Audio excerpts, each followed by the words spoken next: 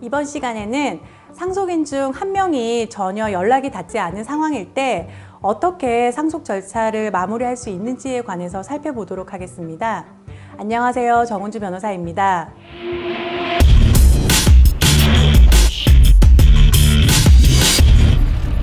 조금 더 쉽게 이해할 수 있도록 제가 실제 사례를 가지고 설명을 드릴 텐데요.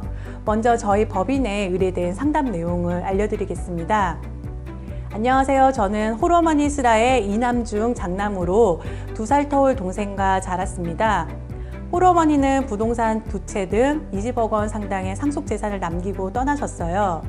그런데 어머니 생전에 저는 어머님과 함께 살면서 가깝게 지냈으나 동생은 어렸을 적부터 외국 생활도 많이 하고 지방에서 사업을 한다면서 저희 가족과 연락을 끊긴 지는 한 2년 정도 된 것 같습니다. 어머니가 최근 돌아가시면서 수소문을 하였지만 동생과 전혀 연락이 되지 않고 있어요. 이 경우 어머니의 상속 재산을 어떻게 정리해야 될지 막막하기만 합니다. 만약 의뢰인처럼 어머니가 사망하게 되면 법정 상속인은 동생과 의뢰인이 됩니다.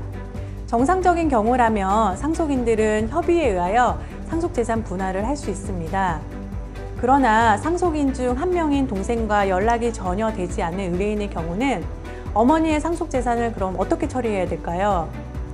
현 상황에서 의뢰인은 상속재산 분할 협의를 진행할 수도 없는 것이고, 그렇다고 단독 상속인처럼 의뢰인 혼자 상속재산을 처분해서도 안 됩니다. 이때 의뢰인은 연락이 닿지 않은 동생을 위해 부재자 재산 관리인 선임 신청을 할 수 있습니다. 부재자란 종래의 주소지를 떠나 용이하게 돌아올 가능성이 없는 자로서 재산을 관리해야 할 필요가 있는 자를 의미합니다. 즉, 의뢰인의 경우 상속재산 분할 협의라는 재산 관리의 필요성이 있는 상황이기 때문에 부재자 재산 관리인을 선임 신청할 수 있는 요건은 갖추었다고 볼 수 있습니다. 우선 의뢰인은 법원에 동생을 위한 부재자 재산 관리인 선임 심판 청구를 하게 되고, 이때 법원을 통해서 사실조회 신청을 하여 동생의 출입국 기록을 조회하거나 아니면 경찰 기록을 조회해서 동생의 행방을 확인할 수 있습니다. 이러한 절차를 거쳤음에도 불구하고 동생이 여전히 부재자로 판단이 된다면 법원은 부재자 재산 관리인을 선임하게 됩니다. 그럼 누가 부재자 재산 관리인으로 선임될까요? 당연히 형인 의뢰인은 동생과의 사이에 이해관계인에 해당하므로 의뢰인은 선임이 될 수 없고요. 동생과 가까운 친족이 선임되는 경우가 많습니다. 법원에서 관리인을 선임하게 되면 공고 절차를 거치고 공고한 이후 3개월 내에 부재자의 존재가 확인되지 않을 때 비로소 관리인이 정식으로 부재자의 재산을 관리하게 되는 것입니다. 그러나 한계는 있습니다.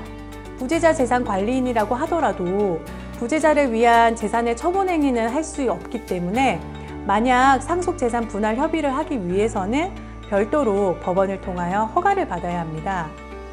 법원의 허가를 통하여 상속재산 분할 협의 절차가 개시가 되는데, 법원은 통상 부재자에 대해서는 법정 상속 지분만큼 금전으로 평가하여 부재자 명의로 된 예금 계좌에 예치하라는 결정을 내리게 됩니다.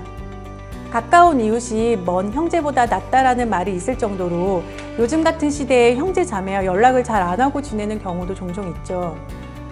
그리고 사정에 따라서 형제 자매와 연락이 안 되는 경우도 있고요. 그런데 연락이 안 되는 형제 자매가 있어도 형제 자매도 상속인이기 때문에 이 사람을 배제하고 마음대로 상속 재산을 처분할 수는 없습니다. 따라서 이러한 경우는 지체하지 마시고 상속 재산을 정리할 수 있는 방법이 있으니 법률 전문가의 도움을 받으시기 바랍니다. 자, 저는 다음 시간에 또 다시 찾아뵙도록 하겠습니다. 감사합니다.